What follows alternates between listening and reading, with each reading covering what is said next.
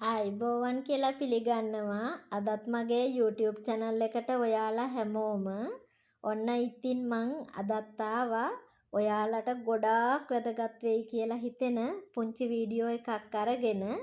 අද වීඩියෝ එකේදී මම කිසිම non-stick භාජනයක් ඒ වගේම කිසිම ප්ලාස්ටික් භාජනයක් පාවිච්චි කරන්නේ නැති මගේ සරල කුස්සිය වටේ ඔයාලව රවුමක් එක්ක යනවා. ඉතින් ආදරණීය ඔයාලව මගේ කුස්සිය වටේ රවුමක් එක්ක යන්න ඔයාලව ආදරෙන් පිළි අරගෙන එක්ක යන්න මම ලස්සන මල් එකකුත් හැදුවා. මං ආරාධනා කරනවා යමු නේද මගේ චූටි සරල කුස්සිය පැත්තට. මට කියන්නකෝ කුස්සියට යද්දිම ඔන්න මගේ ෆ්‍රිජ් එක තියෙනවා. ඔයාලා කොහොමද මාළු හැම ගෙනපුවම ෆ්‍රිජ් එකේ ආහුර ගන්නේ කියලා. ඒකට මොනවද පාවිච්චි කරන භාජන එහෙම. ඔය බලන්නකෝ ඉතින් මම පාවිච්චි කරන්නේ මොනවද කියලා. මම නම් ඉතින් ඔය ඝනකම වැඩි වීදුරු භාජනයක් තමයි ඒ වෙනුවෙන් පාවිච්චි කරන්නේ. මම හිතාගෙන හිටියේ ඉස්සර මේ වීදුරු භාජන ෆ්‍රිජ් එකේ උඩ කොටසේ දාන්න බෑ. ඒවා අපිට ගන්න බැරි විදිහට ඒකේ ඇලෙනවා එහෙම නැත්තම් පුපුරනවා ඒ වගේ. ඔව් ඉතින් ඝනකම අඩු භාජන දැම්මොත් නම් එහෙම වෙයි. ඒ වුණාට ඉතින් මේ ස්ටෝරේජ් බොක්ස් එක එහෙම වෙන්නේ නෑ. ගොඩක් ඝනකම වීදුරු වලින් මේක හදලා තියෙන්නේ. ඉතින් ෆ්‍රිජ් එකේ උඩ කොටසේ මම පාවිච්චි කරනවා මස් මාළු වගේ දේවල් දාන්න. මං ගොඩක්ම මේ ඔයාලට කියන්න ඕනි සමහර වෙලාවට නොදැනුවත්කම හින්දා හරි ඔයා ප්ලාස්ටික් භාජන එතකොට ඔය අයිස්ක්‍රීම් කප් ඒ වගේ දේවල් වල මස් මාළු දාලා ෆ්‍රිජ් එකේ පාවිච්චි කරනවා නම් අද මේක නවත්තන්න. ඉතින් මේ වීදුරු භාජනයක් මහා ලොකු ගාණක් නෑ. රුපියල් 830ක් වගේ චූටි ගාණක් වෙන්නේ. ඉතින් අපිට බොක්ස් දෙකක් තුනක් තිබුණොත් මස් මාළු වලට හොඳටම ඇතිනේ. ඉතින් මේ මාස ගණන් වලට ෆ්‍රිජ් එකේ මේ මස් මාළු පටවගෙන ඉන්න ඕනේ නෑනේ අපි නේද? ඉතින් ඔය භාජනය ගැන කිව්වොත් එහෙම අපි දාන මස් මාළු හරි නැවුම්ව තියාගන්න පුළුවන් එකක්. අනිත් එක දැන් අයිස්ක්‍රීම් කප් වගේ ඒවා අපිට එන්නේ අයිස්ක්‍රීම් පාවිච්චි කරලා ඒ කප් එක විසික් කරන්න. දැන් ඔය යෝගට් කප් එකකුත් එහෙමනේ. ඔයාලා ඒක නම් දන්නවා චූටි කප් එකක් හින්දා කාලා විසික් කරනවා.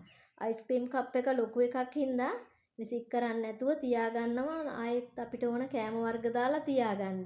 එහෙම නේද වෙන්නේ? ඉතින් අයිස්ක්‍රීම් කප් වලට අපි මස් මාළු දැම්මහම ඒ අයිස්ක්‍රීම් කප් එකේ තියෙන ප්ලාස්ටික් ටික දිය වෙලා අපේ අපි ගෙනත් දාලා තියෙන මස් මාළු වලට එකතු වෙලා ක්‍රමයෙන් ඒක අපේ ශරීරගත වෙනවා. ඊට පස්සේ අපි දන්නේම නැතුව බෝ වෙන්නේ නැති ලෙඩක් අපිට හැදෙන්න පුළුවන්. ඉතින් මම ඒකයි කිව්වේ අනිවාර්යයෙන්ම අයිස්ක්‍රීම් කප් පාවිච්චි කරනවා නම් අදම ඒක නවත්තන්න. ඒත් එක්කම මම ඔයාලට කිව්වේ මම ප්ලාස්ටික් බඩු පාවිච්චි කරන්නේ නැහැයි කියලා. ඔයාලා හිතන්නේ ඔය පේන්න තියෙන්නේ ප්ලාස්ටික් බඩු පාවිච්චි කරේ නැති වුණාට කියලා.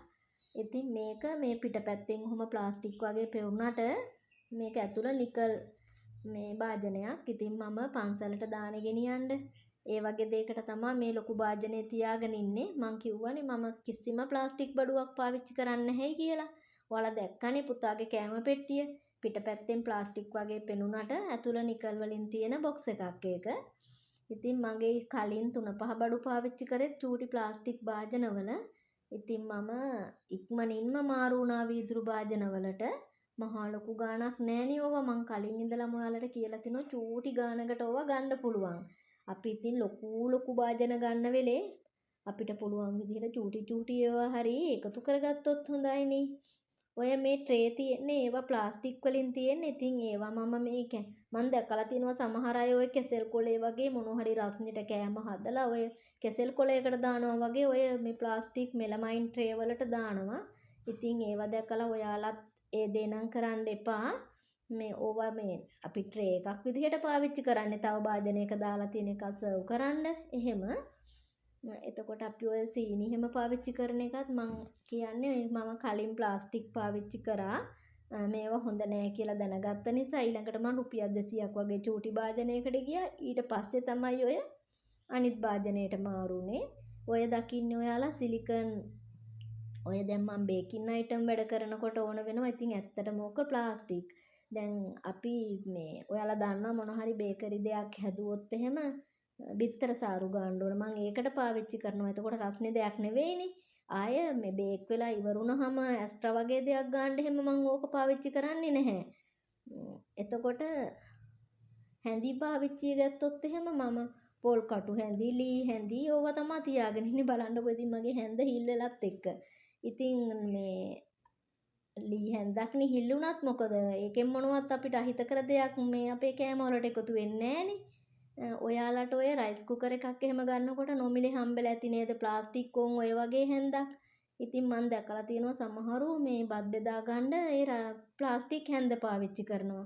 අර රස්නේ බත් වලට ප්ලාස්ටික් හැන්ද දැම්මහම මේ ප්ලාස්ටික් මේ අපේ බත් වලටත් එකතු වෙනවා. ඉතින් ඒක අපිට ඇහැට පේන දෙයක්ුත් නෙමෙයි. අපි දන්නේ නැතුව අපේ ආදරණීය අයට අපි ලෙඩ ඇතුල් කරනවා යාළගේ ඇඟට. අපි දන්නේ නැතුව ටික දවසකදී බෝ වෙන්නේ නැති ලෙඩ හැදෙන්න පුළුවන්.